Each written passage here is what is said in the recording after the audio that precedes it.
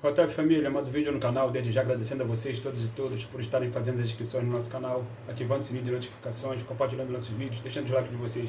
Deixa o like aí que é muito importante desde já. Muito obrigado aos novos e novas inscritos neste canal, somos um pouco mais de 1.730 pessoas, caminhando para 2.000, estamos juntos sempre.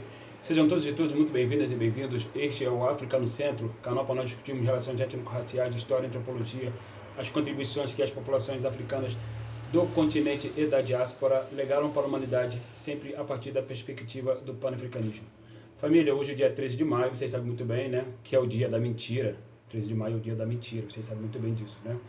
Porque nunca houve uma libertação a partir de uma assinatura de um documento com uma caneta de ouro, feita por uma mulher branca que era princesa, descendente de escravocratas, ela mesma escravocrata, escravista, racista.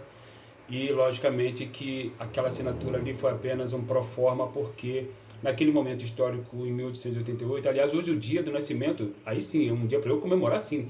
Quem nasceu no dia de hoje foi o meu avô, Galdino José dos Santos, nasceu no dia 3 de maio de 1888, debaixo de um pé de café, em Minas Gerais, na cidade de Juiz de Fora, como disse a minha querida mãe, que está em Aruanda, contando para mim a história da família dela. Hoje eu posso comemorar, para mim particularmente, porque é o dia do nascimento do meu avô. Então, seu Galdino José dos Santos, onde o senhor esteja, meus parabéns. Espero que o senhor esteja na paz dos ancestrais também.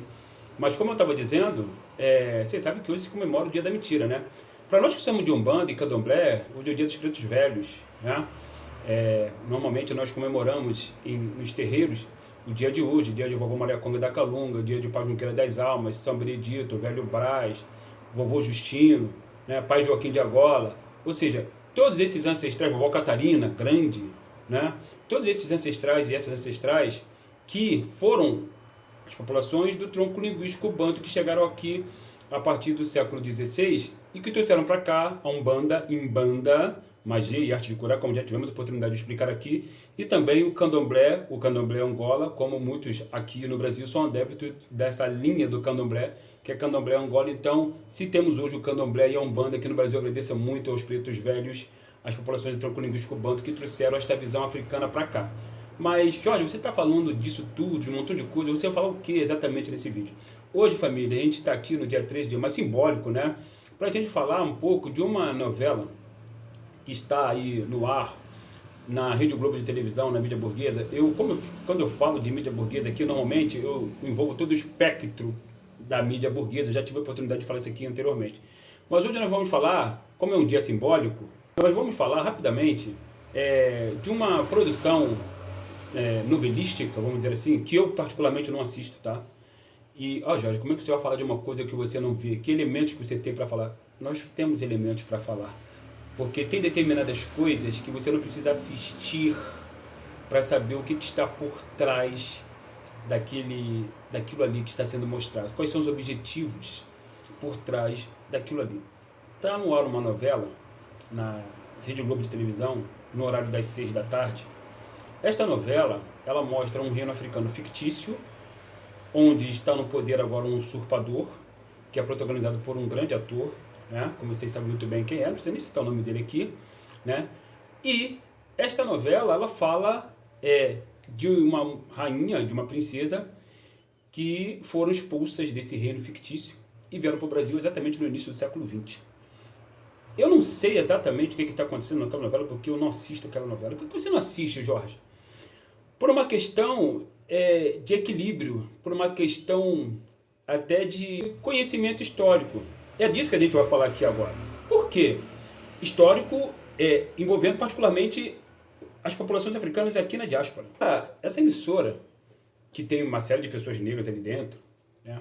Quando ela, por exemplo, ela colocou lá a belíssima Maju Coutinho, um bando de pessoas negras, muitas pessoas negras ficaram felicíssimas, soltaram fogos. Eu falei, olha, eu vou comemorar ao ver negros na TV, o dia que pessoas negras estiverem trabalhando para pessoas negras e não trabalhando para pessoas brancas, racistas.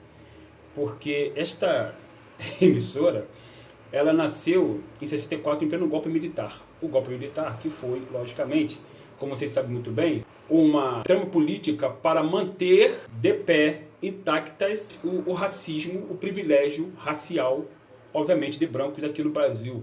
E esta emissora, ela foi usada e se usou do golpe militar que durou 21 anos e, ao longo da sua existência, particularmente dela, né, porque ela é vinculada a um jornal, né, que nasceu antes dela, logicamente, é vinculada a uma emissora de rádio, que também nasceu um pouco antes dela, mas essa emissora de TV e a televisão, ela é um chamariz, né? Vocês sabem como é que funciona aqueles bichinhos de lâmpada que em agosto começam a aparecer aqui no Brasil? Não sei se na região onde vocês estão, né? Que eu acredito que estes meus vídeos eles alcancem diferentes regiões do Brasil. Não sei como é que funciona, mas aqui no Rio de Janeiro, particularmente, em agosto e julho, começa a aparecer uma série de bichinhos de lâmpada que ficam em volta das lâmpadas. É disso que eu estou falando, porque essa emissora ela funciona assim. Ela acende uma luz e um bando de gente fica em volta dela ali como aqueles bichinhos de lâmpada. Exatamente assim, funciona exatamente assim, como um chamariz, né? Como um imã que atrai incautos para assistir os seus conteúdos particularmente novelísticos, né? As suas tramas que eles constroem na televisão. E aí, o que acontece? Como eu fiquei 8 anos da minha vida sem televisão, graças a Deus, aos ancestrais, aos orixás, eu adquiri uma certa ojeriza a determinados programas midiáticos, né? A maioria deles, para dizer a verdade. E aí, a gente, à distância, a gente consegue observar, enquanto professor de história, logicamente, que tipo de estratégias a mídia burguesa, que é sempre e será sempre racista, por ser burguesa, pelos burgueses no Brasil serem brancos, sempre serão brancos, né? A não ser que a gente faça uma revolução, e aí, enfim, mude a questão e acabe, inclusive, com a burguesia, porque a burguesia não é um traço característico das sociedades africanas. É preciso sempre lembrar isso, porque este canal faz sempre o recorte racial. Então, a burguesia no Brasil, durante muito tempo, será branca, logicamente. Enquanto ela existir, ela será branca. O dia que ela deixar de existir, ela deixará de ser branca e não mais vai existir. Mas, nesse momento, ela existe, ela controla os meios de comunicação, controla os meios de produção, particularmente o audiovisual. E aí, ela constrói uma novela que, repito, mostra um reino africano fictício muito bem, com as pessoas, figurinos muito bem mostrados, construídos. Eu tive a oportunidade de ver uns vídeos que me mandaram pelo Instagram, né? E eu falei para essa irmã que eu ia falar sobre isso. Eu falei para ela, ainda vou fazer um vídeo sobre isso aí. Porque, família, eles não dão ponto sem nó. Por que ao longo de 60 anos, essa emissora nasceu em 1965. Por que ao longo de... Estamos em 2026. Por que ao longo de 60 anos, esta emissora, contando com uma série de pesquisadores que nós temos no Brasil sobre a questão africana, como, por exemplo, Lélia Gonzalez, Sueli Carneiro, Abdir do Nascimento, né? Clóvis Moura, uma série de pensadores que ela poderia pedir ajuda para construir obras como essa que ela agora está colocando no canal, né, à disposição da sua plateia. Ela poderia fazer isso décadas atrás, né? Ela poderia pedir ajuda de vários pensadores e pensadoras brasileiros da área da história, da antropologia, da área da moda, para pedir consultoria, como pediu consultoria para uma amiga minha, que eu não vou dizer o nome dela aqui, logicamente, para não expor a pessoa. E essa minha amiga, que trabalha com isso, ela, logicamente, que ela aceitou a proposta porque lhe rendeu dinheiro, lógico, ela trabalha com isso, né? Ela tem que ser remunerada. Então, assim como pediram consultoria a pessoas, hoje em dia, que discutem a questão racial, eles poderiam ter feito isso décadas atrás, ao longo de décadas. E ao longo de décadas, o que você viu, que a mídia burguesa mostrou, as figuras negras ali no Sítio do Pica-Pau Amarelo, o próprio Foguinho, que foi um anti-herói de uma novela aí, e que foi protagonizado pelo mesmo ator que hoje protagoniza essa novela atual que eu estou me referindo, por exemplo.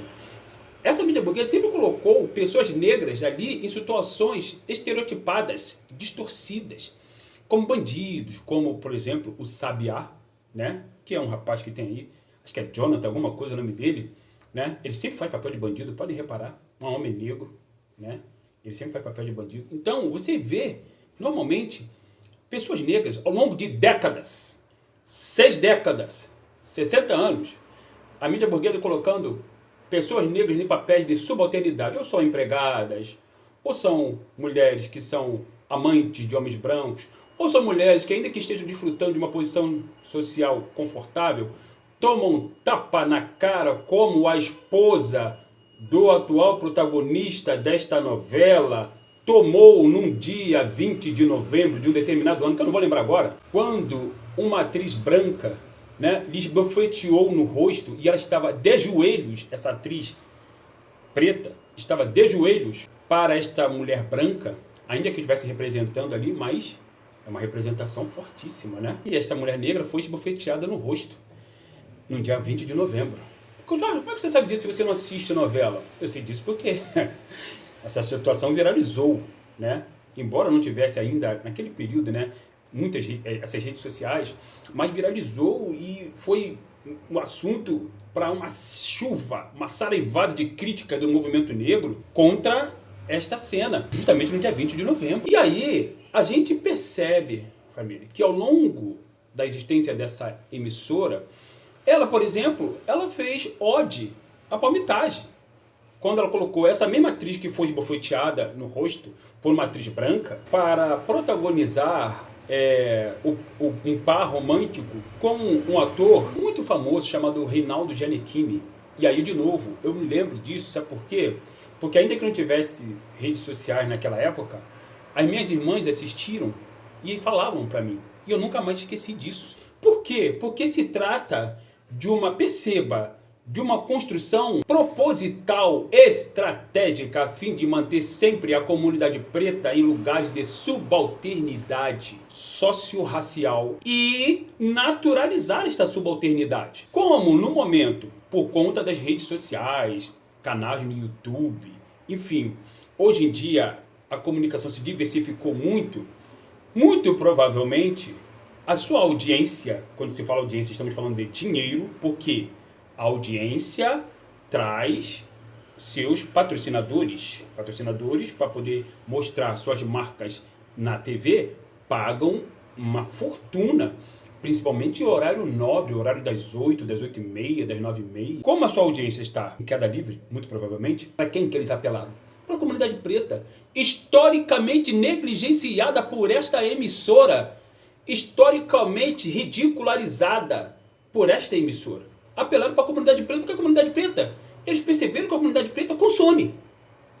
Como os estadunidenses perceberam já há muito tempo, há décadas, desde os anos 60, perceberam que a comunidade preta consome. E como são eles que controlam o sistema capitalista? Lógico, são os brancos que controlam o sistema capitalista. Nunca se esqueça disso, são os brancos que controlam o sistema capitalista. Logicamente que eles querem dinheiro da comunidade preta. Eu não quero a comunidade preta desfrutando de seus direitos constitucionais básicos. Não querem, isso eles não querem. Eles querem a comunidade preta consumindo os produtos deles, dando dinheiro para eles. Por isso que eles fizeram, particularmente agora, uma novela onde colocam pessoas negras como protagonistas, inclusive de um reino fictício africano, onde eles mostram lá, inclusive, né, cerimônias religiosas africanas, pessoas de branco, que é a cor dos ancestrais, essa cor aqui, né, a cor de Alá Funfun, um pano branco de Oxalá, né, é a cor do luto, inclusive, em muitas sociedades africanas, particularmente o tronco-linguístico banto, que eu acredito até que esse reino fictício seja de populações do tronco-linguístico banto, embora ali você encontre, pelos figurinos, uma série de indicações, né, de representações culturais de diversas partes do continente africano, o que também não deixa de ser uma verdade, porque as sociedades africanas sempre trocaram muitas culturas entre elas, sempre os africanos são poliglotas, né, por antropologia, são poliglotas, falam diversas línguas, mas de qualquer forma, logicamente que isso eles não vão falar para vocês, essa parte em particular que eu acabei de citar aqui, e aí, como eles têm grana, eles têm condições econômicas para tal, eles construíram uma novela, e aí onde em nenhum momento ali você vê pessoas negras sendo chicoteadas, usando galhardetes, fazendo papel de escravizados, sofrendo, né, dores terríveis, como durante décadas, escravizaura, não sei mais o que. Eles fizeram questão de mostrar pessoas negras sempre em papel de subalternidade. Como, por exemplo, no Rock Santeiro, o Tony Tornado, que é um grande ator, ele que trouxe o funk para o Brasil, diga-se de passagem, lá nos anos 70, anos 60, o Tony Tornado trouxe o funk para o Brasil. O Tony Tornado, ele fez o papel ali do Rodésio, olha o nome do cara, Rodésio. Por que Rodésio? Porque Rodésia era o nome de uma colônia inglesa no continente africano, é o Zimbábue atual, Rodésia. O nome do Tony Tornado, quem é mais velho aí, vai lembrar, era Rodésio. naquela novela, onde ele era apaixonado pela Regina Duarte, uma mulher branca, que é bolsonarista, né? Se revelou bolsonarista. E ele queria muito casar, ele queria muito que o seu personagem casasse com a Regina Duarte, a viúva porcina, né? A viúva de Roque Santeiro, a esposa de Senhorzinho Malta, que era protagonizado pelo Lima Duarte, né? 1985, eu tinha 12 anos. Mas só que o Rodésio não casou com o amor da sua vida.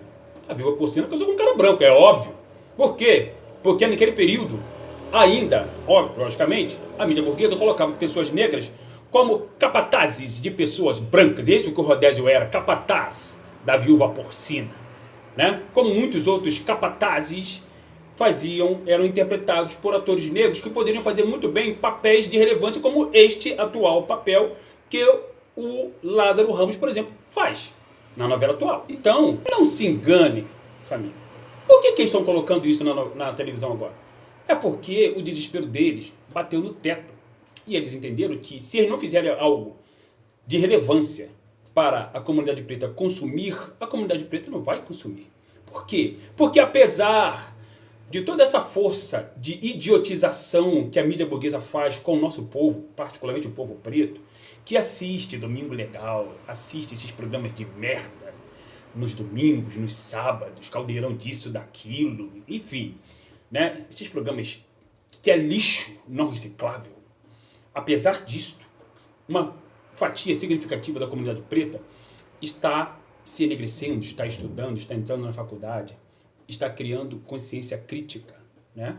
E aí, logicamente, que vira as costas para produções midiáticas burguesas. E o virar as costas para produções midiáticas burguesas significa dizer que essa galera não vai ter a devida audiência tão preciosa para eles. Eles não estão preocupados com a nossa conscientização. Eles nunca se preocuparam com isso. Não pensem, não caiam nessa armadilha. Não caia no conto do vigário branco, não caia, família, não caia. Eles não estão preocupados com a nossa conscientização, com a verdadeira história dos negros aqui no Brasil, né?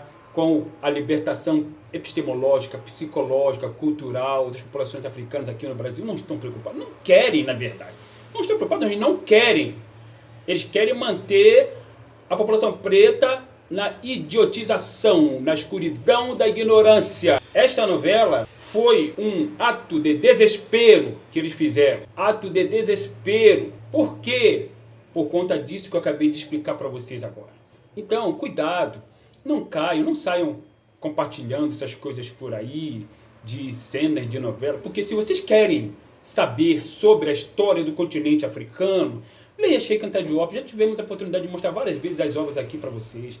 Leia Amadou Hampatibá, leia Paté Diané, leia o próprio Abdias do Nascimento, Nadove, leia Marimba Anne, né? Leia Francis Krause Welsing, Clenora Hudson Wims, leiam essas pessoas, leia Teófilo Abenga, né? Então, leia Amadou Hampatibá, leia Carlos Moore.